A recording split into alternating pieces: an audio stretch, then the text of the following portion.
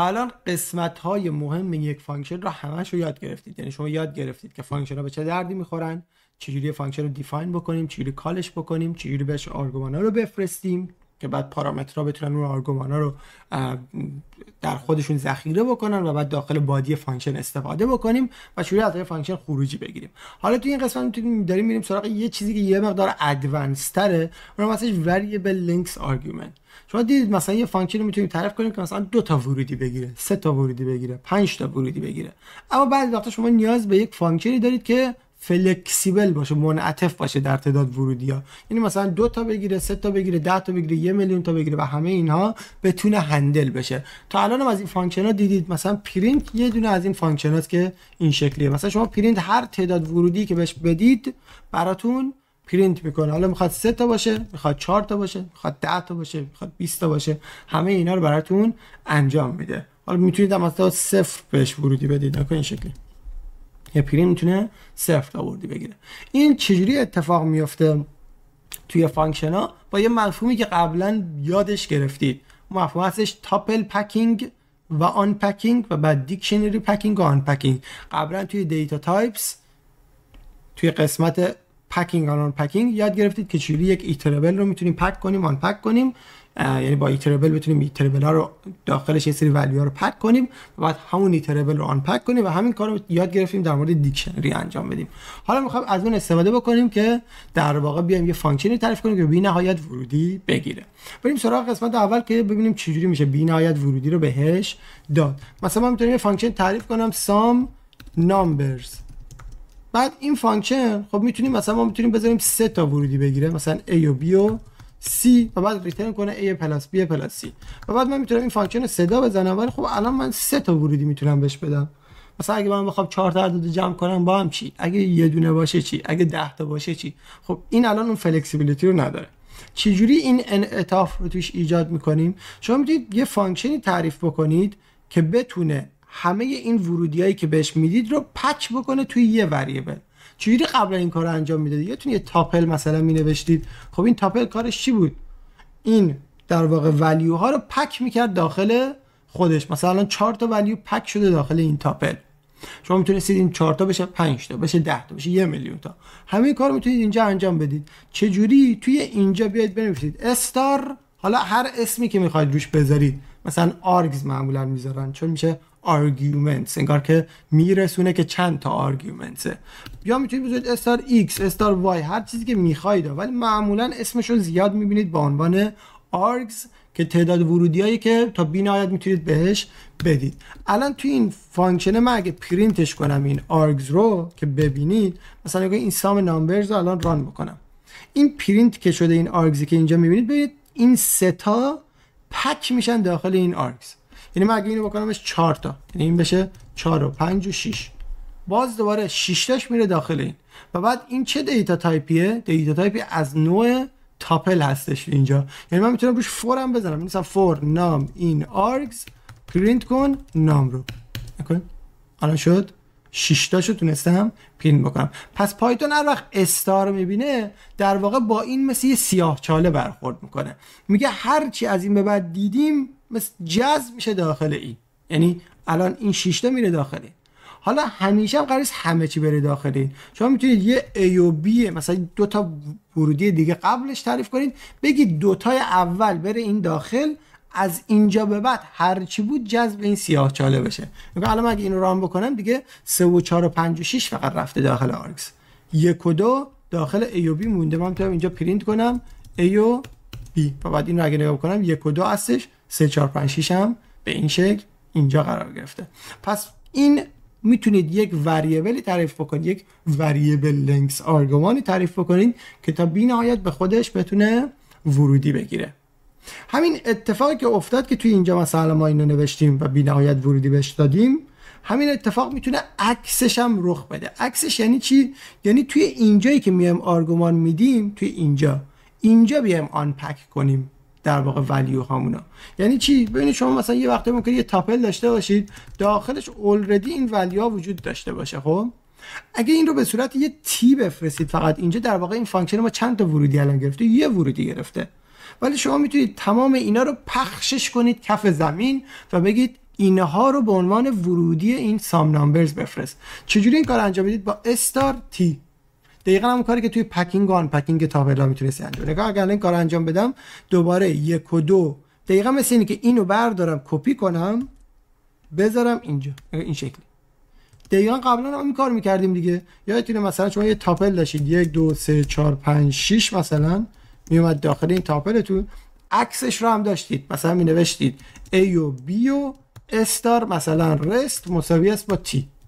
اینجا چه اتفاقی می افتاد؟ اینجا اولی و دومیش میرفت این داخل، بقیهش میرفت داخل رست. همین اتفاق تو اینجا افتاد دیگه. عکسش هم باز دوره همینجوری برقرار بود، یعنی استار رستی که میدیدید اینجا که همه رو اینجوری اینجا انگار باز کرده بود و میومد داخلش، اینجا هم همین شکلی استار تی که میزنید مثل اینه که این رو باز کن پهنش کن توی اینجا و بعد این فانکشن شما این ورودی ها رو اینجا میگیره. این کیا به درد میخوره معمولا این کار این شکلی انجام دادن؟ بعضی وقتا شما میخواید به صورت پروگراماتیک یعنی به صورت برنامه نویسی شده به یه فانکشن یه سری ورودی ها بدید. یعنی مثلا یه دیتابیس دارید از یه عالم رکورد، مثلا این دیتابیس منه مساوی است با یه لیستی از یه سری رکورد است که مثلا اینا هر کدومش یه عالمه، مثلا فرض کنید عدد، خب مثلا یکیش 5 تا عدده، یکیش 6 تا عدده، یکیش 10 تا عدده. حالا میخواید اینا رو هر کدوم از اینا رو بدید ورودی به این سام نامبرزه که جمع بشه. چیکار میکنم الان؟ فور مثلا تاپل این دیتابیس میام چیکار میکنم؟ سام نامبرز استار تی رو حساب میکنم این شکلی. الان همه اینا دونه دونه این انگار پخش شده تو این سام نامبرز، این پخش شده تو این پخش شده. اگه این کارو نمیتونید، اگه این کار بلد نبودید چیکار میکردید؟ مینوشید تی 0 تی 1 بعد نمیدونم تی 2 همینطور الی آخر، بعد این کار انجام میدادید. بعد اگه اینا مثلا تعداد ورودی ها فرق داشت که باز ارور هم میگرفتید. یعنی مثلا فرض کنید یکیش 2 تا ولیو داشت دیگه تی 2 نداشتیم که، بعضیش ممکنه 10 تا داشته باشه، بعضیش 5 تا داشته باشه. خوبی این استار تی تو اینجا اینه که فلکسیبله که خیلی راحت همه اینا رو میگیره.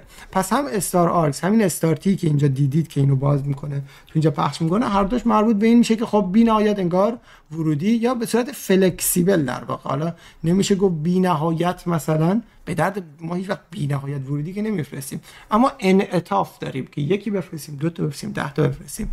مثلا اگه اینجا ای و بی رو نمیذاشتم دیگه نهایت انعطاف داشتم، میتونستم توی اینجا هیچی اصلا ورودی نفرستم میکن، خب این خالی میشد، یه تاپلی میشد که خالیه. میگم پرینت کنم آرگز رو، تاپل من خالی بود، میتونستم 2 تا بفرستم، میتونستم 3 تا بفرستم و همه اینا الی آخر. این تاپل پکینگ آن پکینگ و بعد اینجا وریبل لنگث آرگومنتی که دیدید که باعث بعد از همین تاپل پکینگ آن پکینگ برای ما ایجاد میشه خیلی جا به درد میخوره، یه مقدار ادوانس تره ولی خب حتما یادش بگیرید. پس جفتش الان دیدیم. مثلا تو اینجا یه مثال زدیم در مورد حالا اینکه استرینگا رو به هم بچسبونن و اینا، یه مثالای یه مقدار پرکتیکال تره. مثلا یه فانکشنی که میتونید ببینید دف کانکت کردن استرینگ است. شما میتونید یه سپریتر بهش بدید و بعد بقیه ورودی ها اون چیزایی باشن که قراره بچسبن به هم.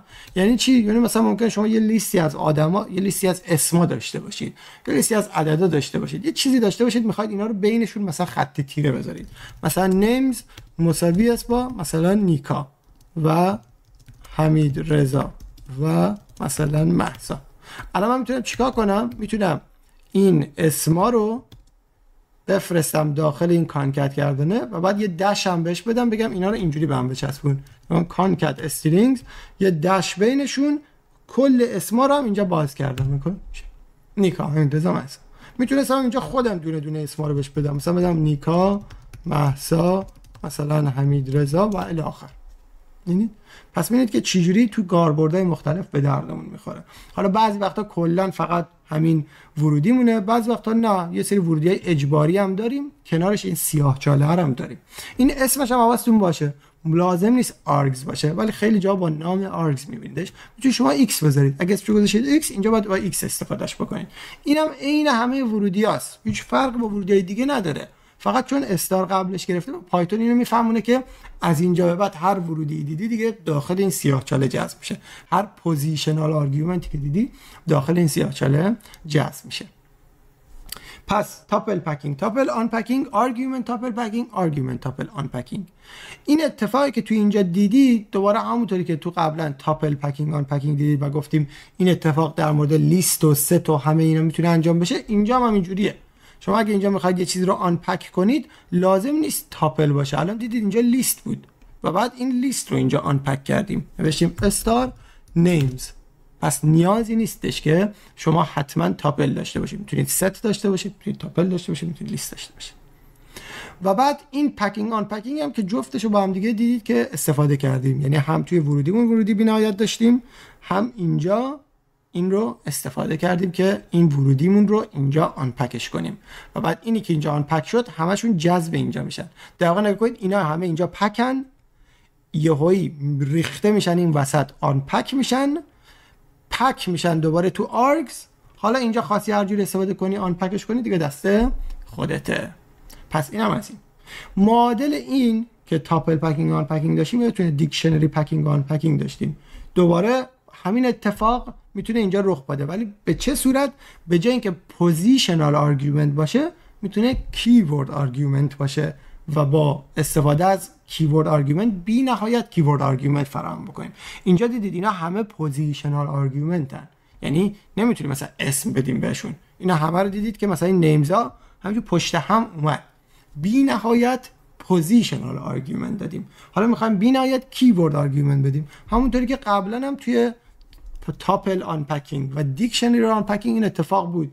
یعنی یه تاپلی داشتیم، 1 2 3، یه زمانی هم یه دیکشنری داشتیم مثلا یه همچی چیزی، و بعد می‌خواستیم تاپل رو آن پک کنیم با استار تی، مثلا می‌خواستیم دیکشنری رو آن پک کنیم با استار دی داشتیم که این اتفاق میافتاد. مثلا اگه می‌خواستیم دو تا دیکشنری رو مرج بکنیم میتونستیم مثلا بنویسیم نیو دیکشنری مساوی است با مثلا استار دی، اینجا بیایم کل این دیکشنری رو بازش کنیم این وسط، کنارش چیزای دیگه هم بذاریم، مثلا اینجا اونا رو که گذاشتیم سیتی تهران هم بذاریم. الان این یک دیکشنری جدیده که خب این دیکشنری پهن شده این وسط، آن پک شده، کنارش چیزای دیگه هم اضافه شده.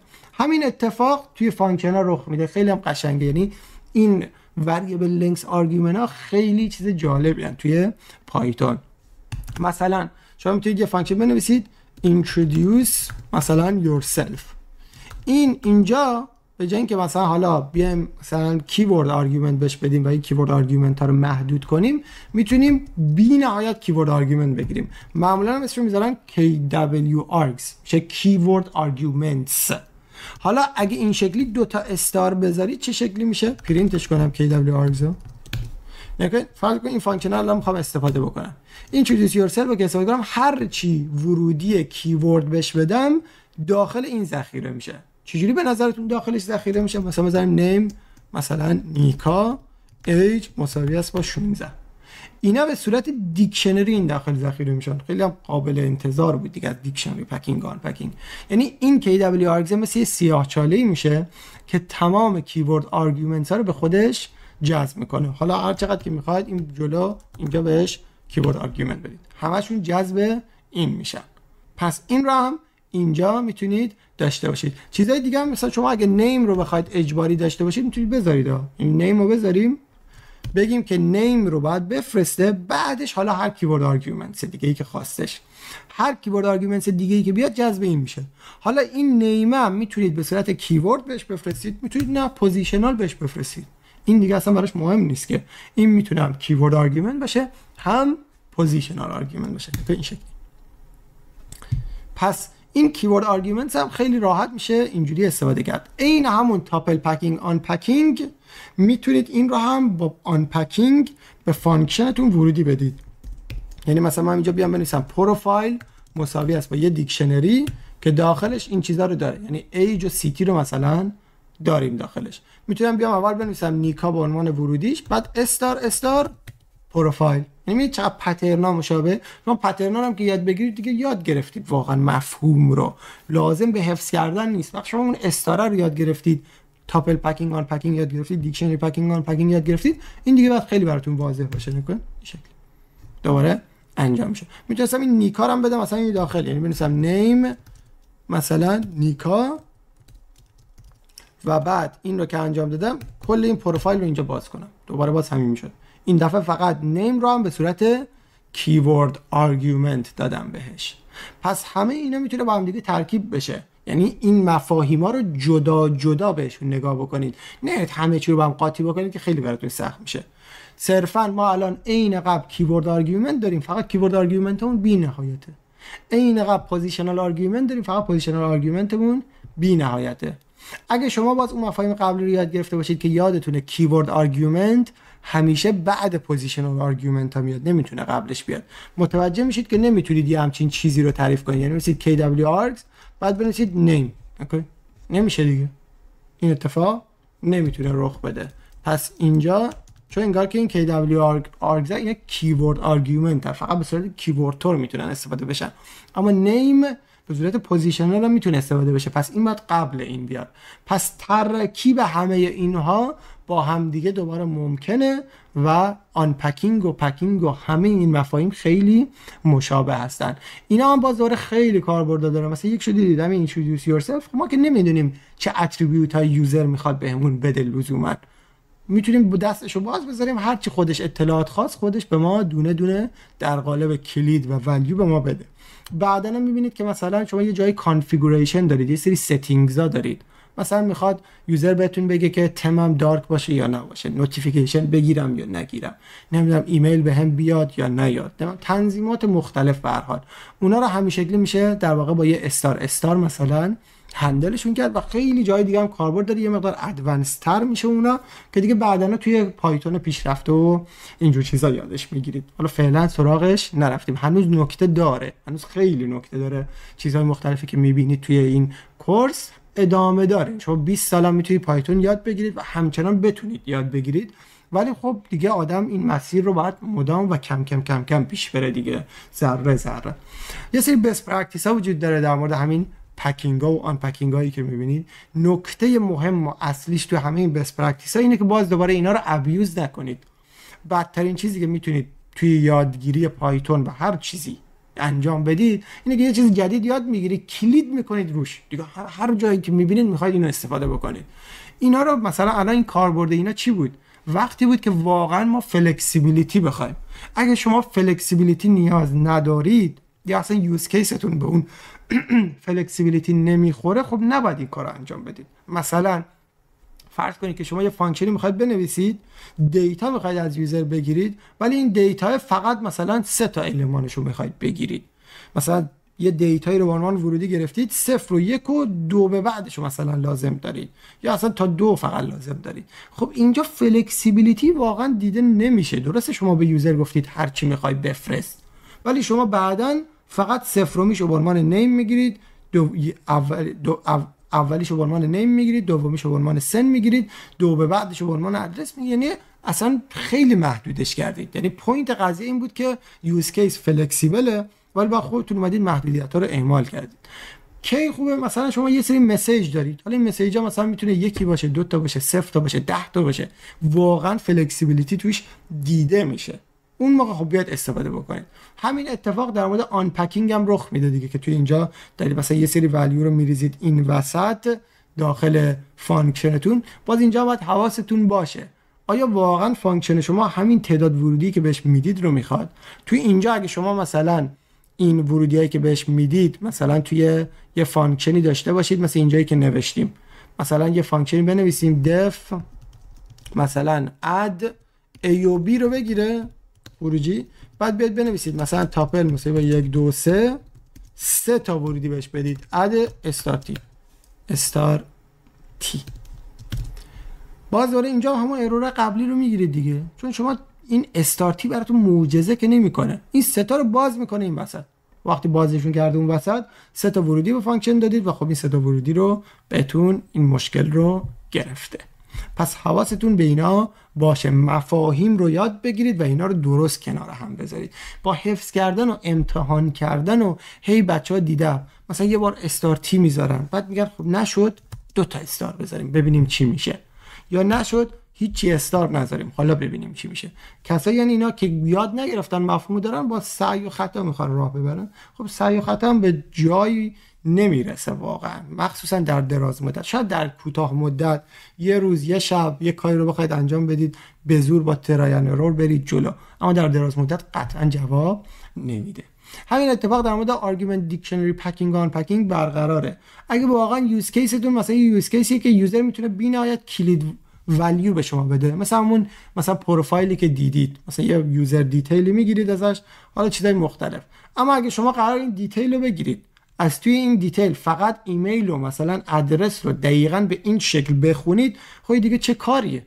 شما دقیقاً ایمیل و آدرس رو توی همین ورودی این فانکشن بگیرید، خیلی بهتر و درست‌تره، چون یوزر دقیقاً میبینه چی قراره به شما بده. ولی اینجا نمیدونه چی قراره به شما بده، بعد شما دارید خودتون فرض میکنید که ایشالله یوزر به من ایمیل و آدرس رو میده، یعنی بیشتر یوزر رو گیجش میکنید. و بعد یا بعضی جا هم ممکنه که دوباره همین آن پکینگ که اینجا رخ داد که به جای 2 تا ورودی 3 تا دادید، توی اینجا یک سری کلیدهایی رو توی این دیکشنری داشته باشید که توی این فانکشن اصلیتون وجود نداره. یعنی مثلا اینجا دیدید نیم و ایج و سیتی دادیم که مثلا داخل این فانکشنمون خب حالا ما بی نهایت میگرفتیم، ولی فرض کنید یه فانکشنی داریم مثلا def display book title، مثلا display مثلا book، و بعد داخل این بخشید قاطی میکنه display book، و بعد داخل این مثلا یه چیزی رو پرینت میکنید.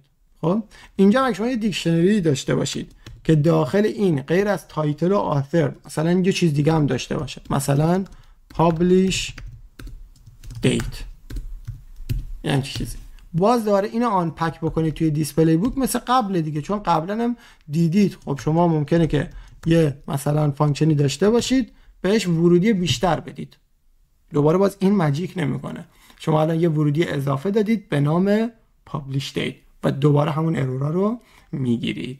پس اینم از variable length argument ها. حتما این قسمت رو خیلی بیشتر تمرین کنید، practice exercises رو حتما حل بکنید، خودتون هم هی برای خودتون مثال بنویسید و سعی بکنید که این مفاهیم توی ذهنتون تثبیت بشه، چون مفاهیمی هستند که تعدادشون زیاده. دیدی تو فانکشن ما از اول که شروع کردیم آرگومانا رو معرفی کردیم، پارامتر رو معرفی کردیم، کلید واژه دف، کلید واژه ریترن، چجوری خروجی بگیرید، ورودی‌های کیورد، ورودی‌های پوزیشنال، ورودی‌های بی‌نهایت پوزیشنال، بی‌نهایت ورودی کیورد، ترتیب اینا پشت هم دیگه، اینا همه مفاهیمی هستند که هم جدا جدا قابل یادگیری هستند، هم به هم دیگه ربط دارن و باید اون ارتباط رو هم درک بکنید. پس سعی بکنید دونه دونه بیاید جلو، هر کدوم رو درک بکنید و بعد متصلش بکنید به مفاهیمی که بعدترش دوباره یاد میگیرید.